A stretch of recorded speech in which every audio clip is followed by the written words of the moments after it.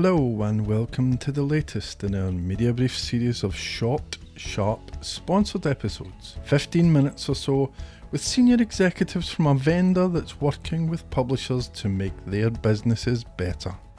This episode I'm speaking with Eirik Næsje, CEO of Norkon, and Birger Søiland, the company's VP of Sales. Norkon delivers innovative solutions to help publishers meet their growth objectives with a vision to be the global standard in attracting, engaging and retaining readers.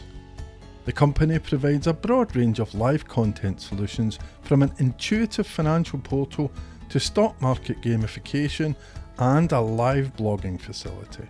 Eirik, Birger and I spoke about the increasing importance of live content in 2025's media landscape.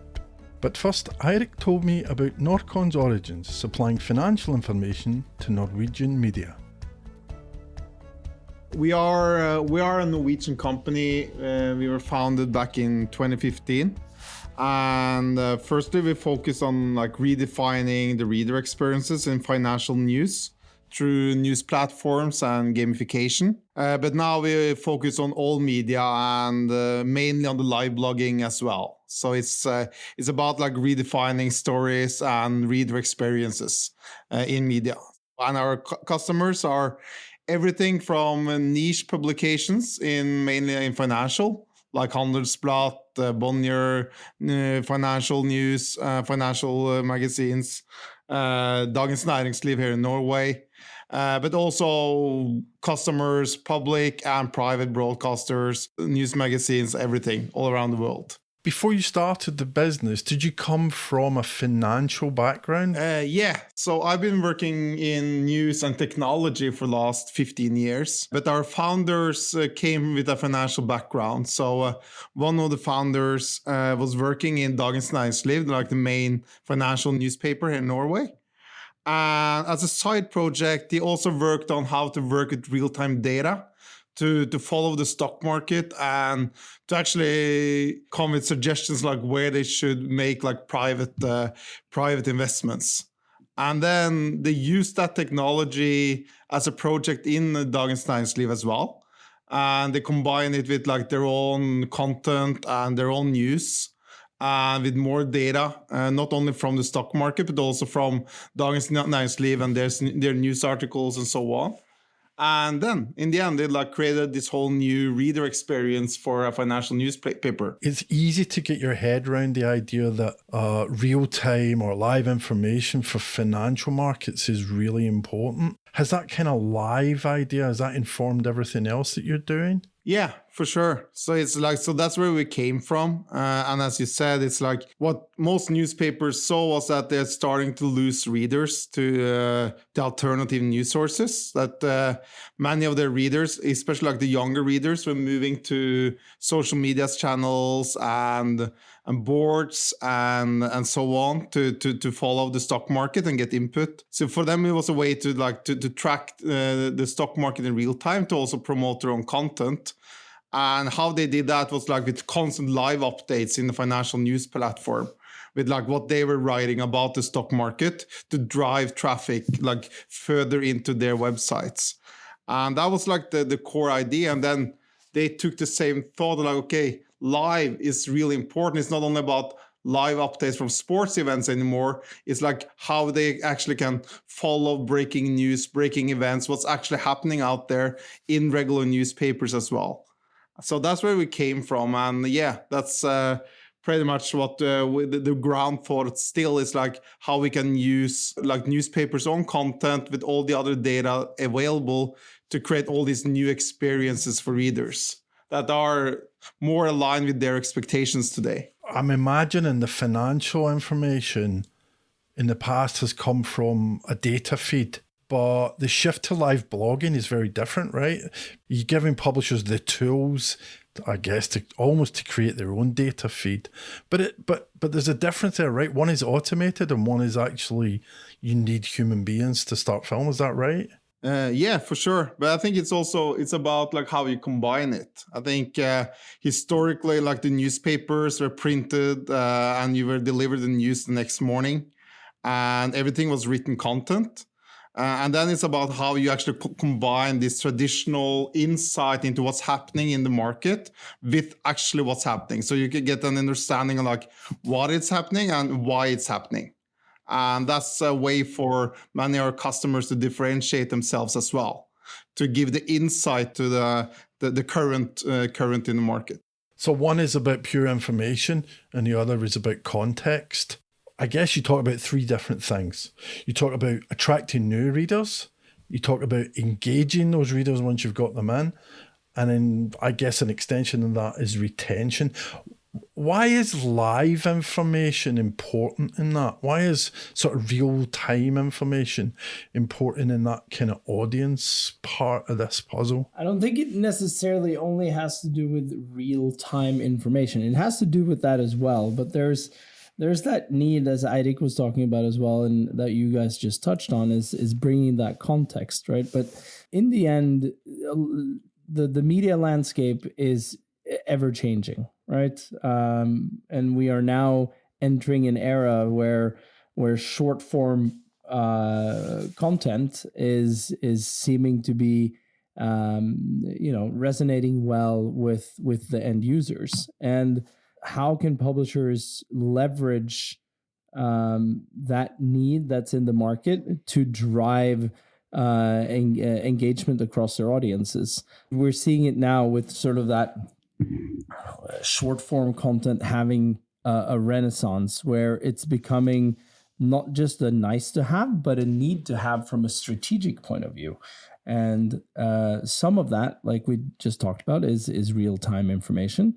There's breaking news happening where, Donald Trump gets shot, or, there's a terrorist attack somewhere, or you want to follow your favorite team and what transfers they're doing. Or we're, talking more about topical feeds that last over time. I think I shouldn't say most, but at least very many newspapers or news outlets today have been following the Ukraine war since the very beginning. And many of them have had feeds that have not changed, in the sense that people can come back to the same feed day in and day out and build a habit of coming back. And I think that's what it really comes down to, is building a habit with your end users. If you can do that as a news outlet, then you're better suited to grow your audiences. That doesn't mean that you're not going to experience competition from social media and the likes of blogs and other, let's call it influencer media or retail media. But you're definitely setting yourself up for success if you're catering to the user needs that in the end will bring you more engagement and retention on your site. I love that idea of short form content building into a long form resource, because again, that's a publisher advantage, a news organization advantage that, or you talked about influencers or individual creators. They don't have the same sort of scope to do that. It's funny, I've never thought of live blogging as short form content, and of course it is. It absolutely is. It absolutely is. And if you take some of the I call them topical content feeds, perhaps not the sexiest name, but that's what I call them. And you look at something like Sky News, right, where they've had their money blog going for quite some time now, and it's mimicking social media with short updates every day about what's happening with people's money in the UK, and following the interest rates and inflation rates, and the political landscape is somewhat built into that, of course. And there's user contribution in there as well, where people can send in questions and can get their questions answered. And I'm sure that the editorial team perhaps is even using that as a source of information. When thinking about articles to write, they can link to deeper analysis articles around specific topics if they see a need for that. So I think you've seen, I think Jyllandsposten in Denmark also had a Q&A session with a finance expert who who took in questions from Jyllandsposten's readers and answered them in a structured feed. And, you know, those are only two examples, but there are many, many of those examples where you have those topical short form content feeds that really caters to users' needs when it comes to not necessarily being able or wanting to write, to read long articles about certain topics. But if you wanted to, you can point to those long articles if people want that. Sure.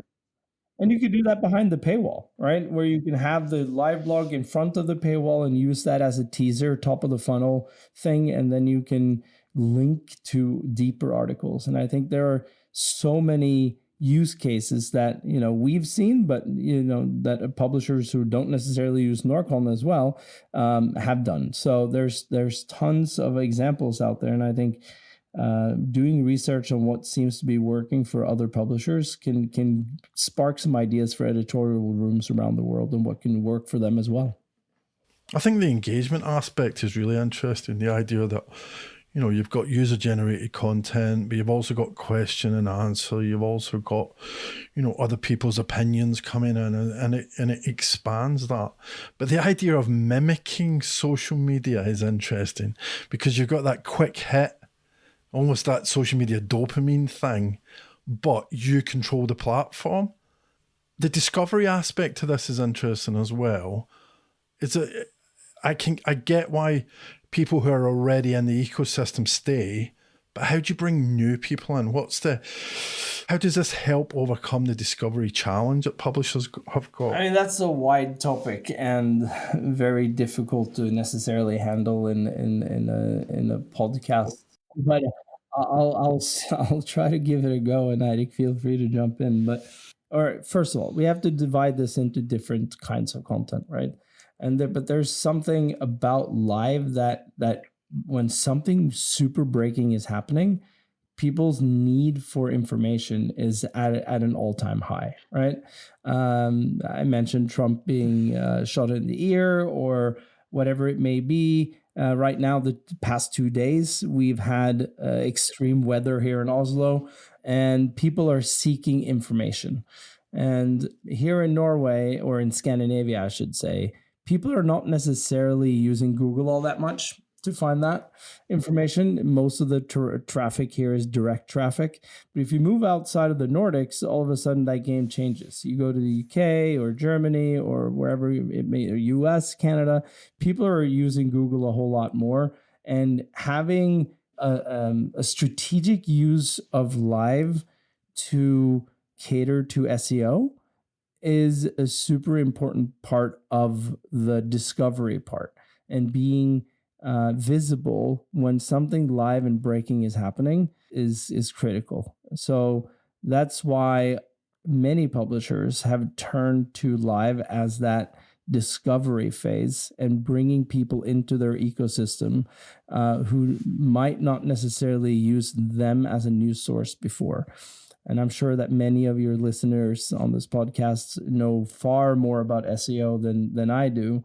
But I can at least speak to the value that we've seen across our customers when Google has, or when live blogs are used correctly to drive more traffic into your site when something breaking is happening. And that's, to me, at least one of the key aspects of the discovery phase across your new audiences. I'm interested though in that idea that there's more direct traffic in the Nordics. Do you think that ties into the fact that there's more the propensity to pay for news is higher in the Nordics, so there's higher loyalty? There's reasons for it as well, and there's not that many people and there's not that many news outlets, right? And they've been around for ages, and the media landscape in the Nordics hasn't really changed all that much when it comes to the brands, right?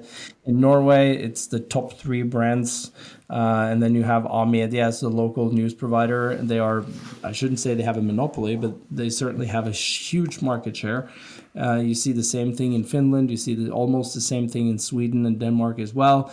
That, direct traffic is somewhere around 80 to 90%. Yeah, I think another element as well is that you've seen in Nordics, like the newspapers and publishers have been quite early movers in adapting new technology. And this started already around 2005 when some of the main the executives in the Nordics started to discuss okay, Google are getting the search engines are getting all the dollars and we are just kept with the dimes. How can we actually go in there and fight this? For publishers as well, if they want to survive for the next 10, 15, 20 years, they need to change. They need to adopt new technology much earlier, especially now with AI and everything coming up. What do you think the focus for that new technology should be? What should publishers be looking to do with that technology? Well, another big question. We should have a podcast series, I think. So I think having the ability to test and being willing to adapt new technology, first of all, and having that sort of mindset of being not afraid of testing new things, I think is very important. To Eirik's point, Scandinavian or Nordic publishers were very early on in using the internet to their advantage, rather than pushing it away and not wanting to play around with it. And I think we're seeing much faster adoption of AI than we saw adoption of the internet, right? And that's good news for the news industry, that the willingness to experiment. And I've been to, I don't know how many conferences, but numerous conferences over the last few years, and seen an explosion in use cases across AI in the news space. Many of them are not that great use cases, but I still applaud the news organizations for trying and being willing to experiment with it. Of course, not everything is going to go well in the beginning. That's, that would be insane to think. But I think having the ability to test it is a major first step, and then we can learn from each other over time and see what works in different markets and with different users. And in the newsroom, for product, for subscriptions, for whatever it may be, having that ability to test and fail and not being afraid of that's really what's going to be important. And then I'm going to leave it to your listeners to really, hone in on what's important for them, because what's important for one news organization might not be important for the next. So I think that's an important piece of the puzzle as well, to figure out what's important for you. I just want to circle back to one of your first questions, Peter. So you asked about data and real-time data and how to utilize it. I think that will be a key going forward in AI and new technology as well, that the publishers utilize all the gold they sit on, all the data they have available, and through that create unique reader experiences. So if you manage to combine all the data and the understanding of the reader's needs with unique content, then they will sit on some gold for the next 10 years, I guess. We talk so much about relationship building, about habit building, about personalization. Is that all part of that kind of first-party data story, that you get the data, but then you use the data? You don't, like you're saying, you don't just sit on that gold mine, you actually mine the gold. Yeah, 100%. And there are many different ways of gathering that data as well. Leveraging technology to their advantage is going to be critical. And live is one of the aspects that's going to bring success to publishers in 2025 and going forward. But there are other aspects as well that they have to consider in order to be successful. But we definitely see that live is being used. Just yesterday, I think, on the front page in my mobile view, and I only had to scroll down once, I saw Sky News had 4 live stories on their front page. So that should tell everyone how much one of the world's leading news organizations is leaning into that. And The Guardian is doing it as well. BBC is doing it. And I have to say that, it's not just for the enterprise or big size publishers. It's for the local news and the mid-level publishers as well. and there's technology out there that can help you with it. Thanks so much to Eirik and Birger for speaking with me, and to Norkon for sponsoring this Media Briefs episode. Norkon is transforming the digital media landscape by delivering innovative solutions that use live information to support news discovery, deliver value for audience engagement and retention. Learn more at Norkon.net. And if you want to keep up to date with what we're doing at Media Voices, go to voices.media and sign up for the Publisher newsletter, a weekly profile of the people and products powering publishing's future.